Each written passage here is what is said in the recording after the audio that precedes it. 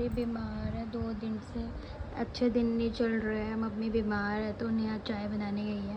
आज सारा काम मैंने किया था और नेहा ने आके रसोई संभाली थी और पोछा भी नहीं लगाया क्योंकि मम्मी बीमार है।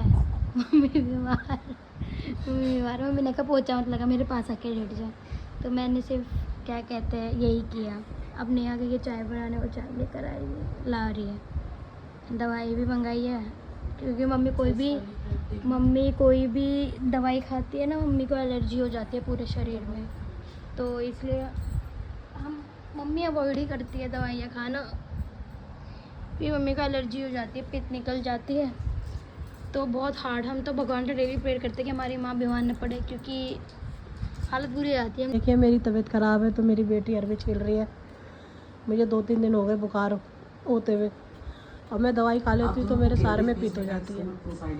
वैसे ये छीलती नहीं है, अब क्या करें, सारा काम करते हैं मेरे बाद। देखिए अब शाम के टाइम पोछा लग रहा है। सुबह नहीं लगाया इसने, सुबह मेरे बगल में ही लेट गई थी, कह रही मम्मी शाम को लगाएंगे। मैं बीमार हो जाती हूँ तो मेरे बगल में ही सो जाती है और मुझसे कह रही है मम्मी क्यों बीमार हुई है, ये बता, मेरे हाथ में है ये।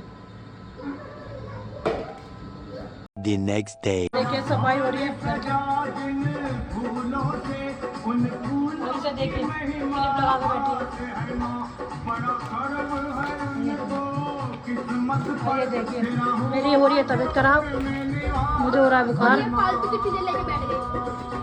और संडे है तो घर की तो सफाई करनी पड़ेगी। देखिए आज संडे को क्या खा रहे हैं सब। इनके पापा सुबह पैसे दे जाते हैं इनको और संडे को ये कर रहे हैं पार्टी। और इसलिए बुलाए संडे को बच्चे।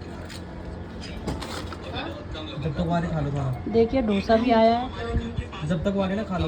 और पार्टी हो रही है, बहन ट्यूशन पढ़ा रही है और ये कह रहा है जब तक वो आएगी खा लो। ऐसे कैसे खा लोगे, सब मिलजुल के लाए हो पैसा।